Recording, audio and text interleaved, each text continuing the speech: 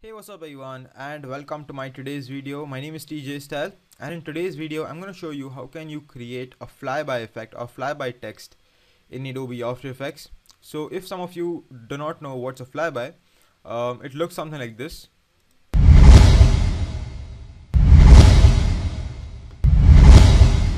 And I've seen this effect being used in trailers, movies, and probably everywhere in commercials. So this is a very famous one, and in today's video I'm going to show you how can you create a very basic flyby.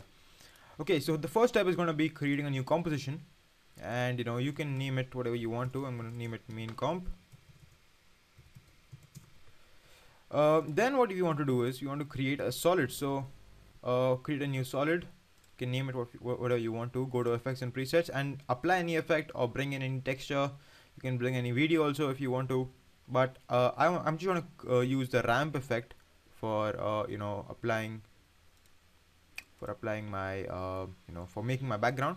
So ramp,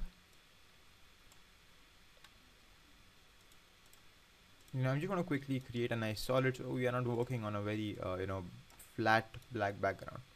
Okay, so sorry, so I'm going to bring this in the middle. This what? Okay, looks good. Then I'm going to use my keyboard shortcut for adding my text, Control Shift Alt T, and I'm going to say hey. Now whenever you're working with flybys, okay, say sometimes you have to create multiple text. One advice I would like to give you, add any, you should always duplicate your text after all the effects have been applied. So say you are working on some text, and then you feel like you can add a few layer styles. So don't duplicate before adding layer styles. Always duplicate after you have completed the full effect on your text. So some beginners do that, and then they have some problems that they have to apply layer styles on multiple text, or if you are using some effects like ramp, then you have to just copy paste on multiple layers. So that could be time consuming. So just a small tip. Okay, so next what you want to do is you want to make your layer a 3D layer and then create a new camera. Now the camera can be of anything. I'm going to use 35mm. You can name it if you want to. I'm going to say okay. Then what you want to do is select your text layer and hit the P key on the keyboard and animate it. So you want to start the animation, and the Z axis, you can see this is the one which says 0.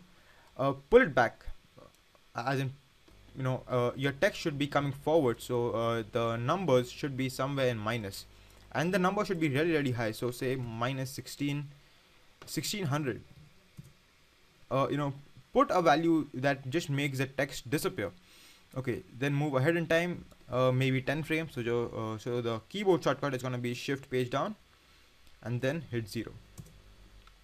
So you can see that it comes like this, and this looks good. But one more rule in motion graphics, especially for text, is that whenever you're making or whenever you're working with text, never ever keep your text still, because that just looks awkward. It doesn't, it looks dull, boring. So we always want some kind of motion in our text. So I'm going to show you how to do that, because I've got a new trick, or this new technique. So this is how our text comes in. It stays here, and we want to put a keyframe over here. Actually, this is a little too much. Say somewhere at 3 seconds, and then I want to hit shift page down for moving ahead in time, and then just taking this back. And then what we'll do is, actually we'll take this a little more back. Okay, I'll select my layer once again. I'll hold on my shift key and I'll hit T so that it brings up the opacity parameter. I'll start the animation, I'll reduce it, I'll go back over here to this keyframe, and I'll make it 100%. So what we have over here is our text comes in, it stays here, and then it goes out. Okay, so this is good. Then for adding a little more effect, what you can do is we can apply some layer styles. So I'll do a right click, go to layer styles, and you can apply any one you want to. I'm just going to use bevel and emboss, and I'm not even going to make any changes. I just want to show you the different effects that you can use while creating this flyby effect. In the next video, I'm going to show you how did I create that metal shine, the full blown animation for flyby, but in today's video we just want to keep things very simple and basic. Okay, so we have this animation, it stays here and then it goes away, right? I'm gonna select my text layer. I'm gonna hit the U key for revealing the keyframes. Okay, so we have an animation somewhere like 3 seconds and 8 frames. That is good.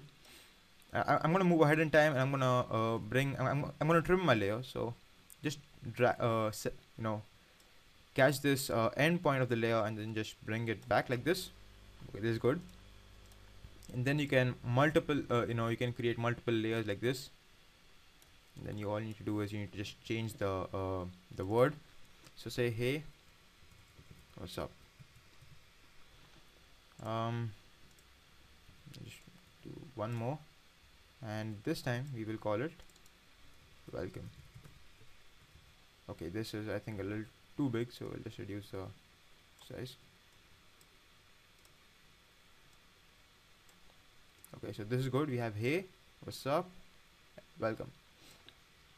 Hey, okay, so if we do a ramp preview, you'll see hey, what's up, and welcome. Okay, but like I said, if we keep this in this duration, if we keep our text very still, it looks awkward and it's looking very dull. It doesn't have that effect. So what we'll do is we'll go to the camera and we'll hit the P key, and at the very first frame you want to start the animation for position. You want to move ahead in time, see somewhere over here, so you can understand what's happening. And I'm going to change my selection tool. I'm going to switch to my selection tool. Then we want to just give a very subtle effect that the camera is coming ahead. And then we want to take this keyframe and we want to shift it all the way to the end or somewhere over here. So it is applied to all the text, and this creates a very subtle effect. Now if you ramp preview it, so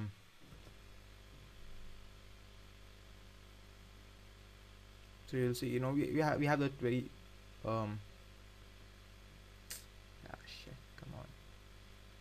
Okay, so it's hey, and it slowly is getting bigger. Well, actually the text is not getting bigger, our camera is zooming in to the text. And then what's up, then you can see this small thing, this small movement, and this really adds to the effect, guys. And if you want to increase the effect, what you can do is you can go over here, and for understanding the effect, you can just you can just move this keyframe somewhere where the text is, say over here, and just increase the the number. But you wouldn't want to increase it really high, because as you can see, we have this text over here. It's really big. I would like to reduce it a little to center align it also. Okay, anyways, it cannot center align a 3D layer. So we have this hey. I'll just reduce my resolution to half. What's up, and welcome. So it's good, like this. This kind of a 3D as in a flyby effect is used a lot of times in movies, in trailers. So hopefully you can also use it in your projects if you are working on a small trailer. That's a very good habit. It really helps you understand the whole workflow.